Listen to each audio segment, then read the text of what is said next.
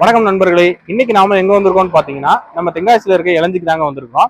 இன்னைக்கு நாம இந்த ஊருக்கு எதுக்காண்டி இளஞ்சி அப்படின்னு பேர் வந்துச்சுங்க நம்ம தெரிஞ்சுக்க போறோம். சோ வீடியோ ஸ்கிப் பண்ணாம ஃபுல்லா பாருங்க. ஒரு ஊருக்கு அந்த காலத்துல பேர் எப்படி வச்சிருப்பாங்கன்னா, அந்த ஊரை சுத்தி இயற்கை என்னென்ன இடங்கள் அமைஞ்சிருக்கு அதை பொறுத்தா அந்த பேர் வந்து அமைஞ்சிருக்கும். அதே மாதிரி நம்ம இளஞ்சில பாத்தீங்கன்னா இப்ப நம்ம நின்றுட்டு இருக்க இடத்துக்கு பின்னாடி இருக்கிறதா நம்ம இளஞ்சி குளம். இப்போ கோடை காலங்கிறதுனால தண்ணி வந்து இந்த இடத்துல சுத்தமா இல்லை.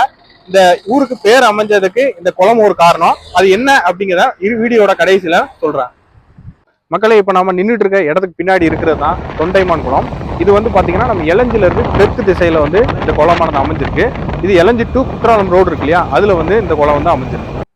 மக்களே பாத்தீங்கன்னா ஒரு ஊரை சுத்தி பொதுவாகவே 4 பக்கமுமே நன்னீர் குளங்களும் தாமரைகளும் அதிகமாக இருக்குன்னா அந்த ஊரை வந்து இல்ல அந்த இடத்த இளஞ்சி அப்படின்னு வந்து சங்க இலக்கியங்களை வந்து குறிப்பிடுறாங்க.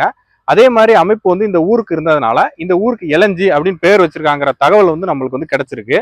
இந்த ஊரை சுத்தி பாத்தீங்கன்னா 4 பக்கமே தண்ணி போற குளங்கள் வந்து இருக்குது. ஆனா இப்ப இருக்கிற இந்த குளங்கள் வந்து தற்காலிகமா வெட்டப்பட்டதா கூட வந்து இருக்கலாம். அந்த காலத்துல வந்து வேற அமைப்பா கூட இருந்திருக்கிறான்.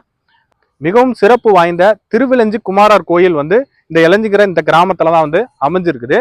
இந்த கோயில்ல வந்து பாத்தீங்கன்னா தலவிருச்சமா ஒரு மகிழ மரம் வச்சிருக்காங்க. அந்த மகிழ மரத்துக்கு ஆங்கில பொட்டானிக்கல் நேம் வந்து என்னன்னு பாத்தீங்கன்னா இளஞ்சி அப்படிங்கிறதுதான். இது ஒரு அடிஷனலான தகவல். உங்க ஊரை சுத்தி இந்த மாதிரி அமைப்பு இருக்குன்னா கீழே இருக்க கமெண்ட் பாக்ஸ்ல கமெண்ட் பண்ணுங்க. இந்த வீடியோ உங்களுக்கு பிடிச்சிருந்துச்சுன்னா மறக்காம ஒரு லைக் பண்ணுங்க.